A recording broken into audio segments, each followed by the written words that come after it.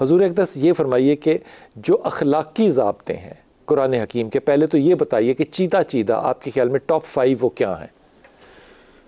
देखा जाए तो कुरान जो है वो हमारे लिए ज़ाब्ता हयात है। बेशक है।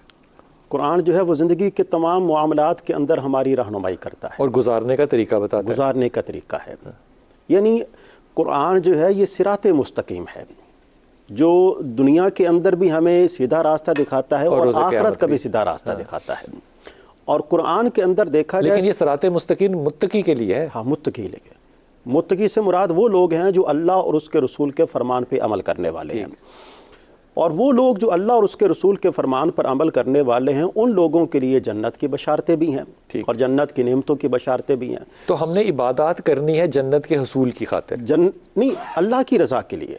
तो अगर जन्नत ही ना हुई तो फिर देखिए, इबादत का बुनियादी मकसद, जिस तरह कि अल्लाह तबारक व तआला ने कुरान अजीज़ के अंदर इस बात को बयान फरमाया कि मैंने जिन्नो इंस को पैदा ही अपनी इबादत के लिए, ये पर्पज़ है उसकी, ये पर्पस है। ठीक है। हमने इबादत जो है वो अल्लाह की रज़ा के लिए करनी है, उसकी खुशनुदी के लिए करनी है। और अल्लाह अगर राज़ी हो गया तो जन्नत मिल जानी है। जी बेशक, वो इसके सिले में अल्लाह तबारक व तआला अपनी कुदरत से वो बंदे को वो अब ये तो होगी सारी इबादत। जी जी। अखलाकियात क्या चीज़ें हैं? अखलाकियात के अंदर हम देखा जाए तो सबसे पहली बात यह है कि हमें अपनी ज़ुबान और अपने हाथ को अपने काबू में रखना चाहिए। ठीक है, औकात में रखना चाहिए। देखा जाए सबसे ज़्यादा जो बुराइयां पैदा होती हैं वो हमारी ज़ुबान के ज़रिए और हमारी अखलाकियात हमारी जो हाथ के ज़रिए पैदा होती हैं। ज़ुबान के ज़रिए मिसाल के तौर पर यह है कि हम ज़ुबान से किसी की ग़ीबत करते हैं, किसी के बारे में कोई बुरी बात कर दे, चुगलखोरी कर लेते हैं, इस किस्म के वगैरह वगैरह।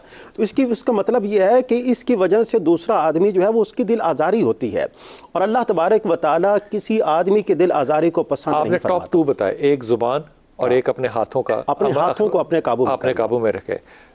आप क्या फरमाइएगा? बिस्मिल्लाहिर्रहमानिर्रहीम। यकीनन अगर कुरान पाक के मौजू को देखा जाए तो कुरान पाक ने इंसानों के साथ जो मामलात हैं, आपकी इंटरेक्शन जो है उसको बड़ी तफसील के साथ बयान किया। अगर आप कुरान पाक के मज़ामीन को देखें तो इंसानी रवैयों को अल्लाह रब्बुल इज़्ज़त ने प्रायोरिटी दी, और जो उलुल अज़म पैगम्बर जो कुरान पाक में बयान किए गए उनका जो अपनी अक़वाम के साथ इंटरेक्शन था वो कुरान ने बड़ी तफसील के साथ बयान किया। और ख़ुसूसन नबी पाक सल्लल्लाहु अलैहि वसल्लम के हवाले से हज़रत आयशा सिद्दीक़ा रज़ियल्लाहु तआला फरमाती हैं, उनसे पूछा कि आका के अखलाक कैसा था, तो फरमाया गया कि काना खुलुकुल कुरान, कुरान पाक जो है वो सारे के सारा अल्लाह के रसूल के अखलाक को बयान करता है। अब अखलाकियात में इंसानों का बंदों के साथ जो मामला है, एक दूसरे के साथ जो इंटरेक्शन बोलचाल कैसी है, लेन देन कैसा है, कुरान पाक ने उसको एड्रेस किया है। अब कुरान पाक के हवाले से इसका इबादत से ताल्लुक नहीं है। देखें, ये इबादत है, ये भी इबादत है, ये इबादत है, इसी को इबादत कहते हैं। हाँ। अल्लाह की मखलूक के साथ उसने सलूक करना, उनका ख्याल करना, उनके हकूक अदा करना, असल में ये इबादत है। कहा जाता है ना कि हुकूकुल्लाह तो शायद माफ कर दिए जाए, लेकिन हुकूकुल इबाद जो है अल्लाह के बंदों के इन हकूक में से आप अपने ख्याल में टॉप 3 क्या लाएंगे? क्या चीज़ आज जो सबसे ज़्यादा प्रॉब्लम है वो इंसानों की इज्जत का मामला है, इंसान की प्राइवेसी का मामला है, इंसानों की अपनी ज़ाती जो मैं समझता हूँ ज़िंदगी है उनका मामला है। आज जो मामलात के बिगाड़ वो ये है कि हम एक तो प्राइवेसी डिस्टर्ब कर रहे हैं, और दूसरा हम जो अल्लामा साहब फरमा रहे थे कि हम ज़ुबान के तानों से और अपनी ज़ुबान के निश्तर से लोगों के दिलों के ज़ख्मी करते हैं और लोगों की मैं समझता हूँ करैक्टर असैसिनेशन करते हैं। ठीक है शाह जी, आप क्या समझेंगे? टॉप 5 टॉप 3 बताइएगा जी। बिस्मिल्लाहिर्रहमानिर्रहीम। मैं बुनियादी बात तो यह करना चाहूँगा कि नबी करीम अलैहिस्सलातु वस्सलाम ने इरशाद फरमाया, हज़रत मुआज़ बिन जबल और हज़रत अबू मूसा अशरी रज़ी अल्लाह अन्हुमा दोनों को यमन भेजा ना, तो आपने उनको 2 बुनियादी नसीहतें फरमाई। अल्लाह फरमाया, हज़रत मुआज़ बिन जबल और हज़रत अबू मूसा अशरी रज़ी अल्लाह अन्हुमा फरमाया, इत्तक़िल्लाह हैसुमा कुंता, जहाँ भी तुमने बेटा रहना ना, अल्लाह के तकवे का दामन थाम कर रहना है। तकवे से मुराद अल्लाह की फरमा बरदारी और जो अल्लाह ने मना कर दिया उनसे इज्तनाब। बस अल-इम्तिसालु अवामिरिल्लाहि तआला वल इज्तनाबु अम्मा नहल्लाहु अन्हु। मैं इसको यूँ कहूँ कि अल्लाह पे भरोसा करके रहना है, अल्लाह की गुलामी। बस असल ये कि अल्लाह की गुलामी में रहना है, जो अल्लाह का हुक्म है बस वहाँ सर तस्लीम में खम है, जिससे रोक दिया वहाँ से हम बाज आ गए, इसको तकवा कहते हैं। तो दूसरा फरमाया वखालिकिन नासा बिखुलुकिन हसनिन, लोगों के साथ जो तुम्हारा मामला है ना तुम्हारा वो अच्छे अखलाक पर हमेशा मबनी हो। जो भी मामला है, जो रवैया, जो अंदाज है, जो ताल्लुक है, जो भी तुम्हारा उनसे तस्फिया को कज़िया हो, वो अच्छे अखलाक के साथ होना चाहिए।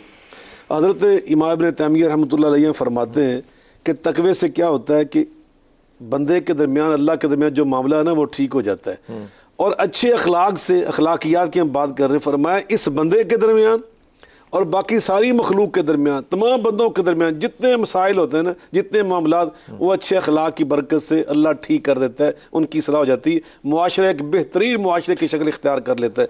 तो यकीनन यासीन भाई की तरफ जाऊँ, मैं दोबारा आता हूँ आपकी तरफ। वो जब डॉक्टर साहब ये फरमा रहे हैं ना, शाह साहब ये फरमा रहे हैं कि अच्छा अखलाक होना चाहिए, तो आपको सबसे ज़्यादा जब अखलाक पे, कौमी अखलाकों पे बात की जाए ना, तो बरतानिया के जो अंग्रेज़ होते हैं ना, उनको कहा जाता है शाह साहब के सबसे ज़्यादा अखलाक होता है, वो एक दूसरे की तरफ जब भी देखते हैं तो स्माइल करते हैं।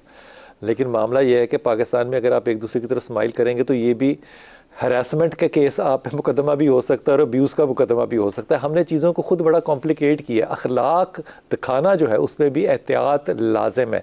हुजूर अक़दस, क्या गुस्सा हराम है? बेशक गुस्सा हराम है। सूअर भी हराम है। बेशक। तो सूअर हम खाते नहीं, गुस्सा हम सारे करते हैं। ये कुरान की हम 50% क्यों मानते हैं? देखिए, पहली बात तो ये है, मैं यहाँ पे बड़े अदब से ये वाली बात अर्ज़ करूँगा कि हम लोग, हमारे पास शऊर तो है लेकिन वो तरबियत नहीं है। हम अमली तौर पर नहीं, वो सूअर की तरबियत तो है, हम अमली सूअर नहीं खाना, ये तरबियत है। हम अमली तौर पर उन चीज़ों की तरफ नहीं आते। अल्लाह के प्यारे रसूल सल्लल्लाहु अलैहि वसल्लम की खिदमत में सैयदना उक़बा बिन आमिर वो तशरीफ़ लाए और उन्होंने कहा कि या रसूलल्लाह, मुझे कोई नसीहत फरमाइए। आपने फरमाया गुस्सा ना करो। उन्होंने फिर अर्ज़ किया, या रसूलल्लाह, इसके अलावा? आपने फरमाया गुस्सा ना करो।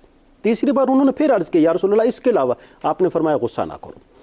यानी अदम बर्दाश्त जो है ये ना सिर्फ इंसान के वजूद को जो है वो तबाह बर्बाद कर देता है, बल्कि उसके ईमान को भी तबाह बर्बाद कर देता है। हमें वो आपकी बात बिल्कुल दुरुस्त है, वो तबाह बर्बाद करता है। लेकिन सवाल ये पैदा होता है कि कुरान की अपने वारे में आने वाली सिर्फ चीज़ें हमने माननी है या अल्लाह का कुल्ली हुक्म मानना है? अल्लाह का कुल्ली हुक्म मानना है। तो वो कुल्ली हुक्म हम पे जब उतरता है तो वो नमाज तक तो उतरता है। जिस तरह के अभी किबला डॉक्टर साहब ने भी रफ़ादाइन पे आप कंफ्यूज कर देते हैं, डॉक्टर साहब ने झूठ बोलने पे आप उसको कबूल कर लेते हैं। मैं अर्ज़ कर रहा हूँ कि देखा जाए ना, कुरान जो है ये सारे का सारा अखलाक पर है।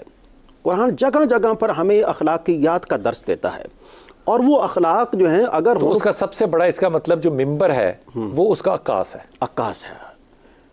देखा जाए ना, हमारी ज़िंदगी के अंदर ना कोई भी इंसान ऐसा नहीं है कि जिसको ज़िंदगी के अंदर दो तरह के रवैयों का सामना ना करना पड़े। या तो ज़िंदगी के अंदर उसे दुख का सामना करना पड़ेगा या उसे खुशी का सामना करना पड़ेगा, दोनों का। तो इस हवाले से हमारा दीन हमें कहता है कि जब आपको दुख पहुँचे तो आपने वहाँ पर सब्र करना है, और जब आपको खुशी पहुँचे तो वहाँ पर आपने अल्लाह का शुक्र अदा करना है। आप सब्र करेंगे तो भी अल्लाह तबारक व तआला आपको जज़ा देगा, शुक्र करेंगे तो भी अल्लाह तबारक व तआला आपको जज़ा देगा। शाह जी, अब देखिए, जो अगर यूथ के हवाले से देखें तो हमारी यूथ को प्रॉब्लम मजहबी तबके से है क्या? वो कहते हैं, जो ये कहते हैं वो ये करते करते कोई नहीं है। ये बात सच है ना? आज आप लम्स चले जाएं, नस्ट चले जाएं, फास चले जाएं, जीसी यूनिवर्सिटी चले जाएं, लाहौर कॉलेज चले जाएं, ज़्यादातर लोगों को यही होगा कि अब जब मिंबर की जिम्मेदारियां नमाज तक हैं वो तो पूरी कर रहा है, जुमा वो पूरा पढ़ा रहा है, खुतबा वो पूरा दे रहा है, लेकिन जब अखलाकी जिम्मेदारियां हैं ये मिंबर पूरी नहीं कर रहा, तो ये इस माशरे में एक बहुत बड़ा, क्या कहना चाहिए, रियलिटी टच नहीं है। क्या आप कहते ज़रूर हैं, करते करते तो हमने नहीं देखा। देखिए, बड़ी अहम बात आपने की है। इसमें दो चीज़ें हम देखेंगे। पहली तो बात जो कुरान पाक की आयत मुबारक है ना, या अय्युहल्लज़ीना आमनू लिमा तक़ूलूना मा ला तफ़अलून, वो जो तुम हुक्म देते हो खुद क्यों नहीं करते, और उसकी बड़ी वईद भी बयान फरमाई, आका अलैहिस्सलाम ने हदीस मुबारक में बयान फरमाई। लेकिन बात यह है कि जब इंसान के पास इल्म होता है तो साथ अमल भी होता है। और अगर हम बात करें कि ये आज की जनरेशन जो है ये दूर क्यों हो रही है, इसकी वजह दो उसमें चीज़ें। देखिए, पहली तो बात यह है कि हम सबको बुरा नहीं कह सकते। आज खैर मौजूद है, बहुत अहलुल्लाह मौजूद हैं, उलमा मौजूद हैं, उनकी खैर की वजह से अल्हम्दुलिल्लाह आज माशरे में खैर भी अल्हम्दुलिल्लाह मौजूद है। बात यह है कि वो जिनकी हम बात करते हैं, जिनको हम निशानदेही जिनकी कर रहे हैं, वो भी इसी माशरे का हिस्सा है, वो भी इन्हीं की तरह इंसान है, उनमें भी कमियाँ कोताही हैं। लेकिन मामला ये है कि हमने इल्म के साथ साथ अमल की जो प्रैक्टिस थी वो नहीं की। ये किसने करनी थी? देखिए, दीन ने यही फरमाया ना, कुरान पाक की अगर तालीम हासिल करते हैं, कुरान को पढ़ते हैं, तिलावत करते हैं, तो उसके अंदर क्या है। लेकिन इसमें देखिए ना, बहस देखिए क्या है। मैंने कुरान से समझा कि नमाज पढ़नी है, मैं नमाज पढ़ता हूँ, लेकिन कुरान ने कहा सच बोलना है, ये मैं नहीं बोलता। मैं बड़े अकीदत से और मोहब्बत से बात कर रहा हूँ।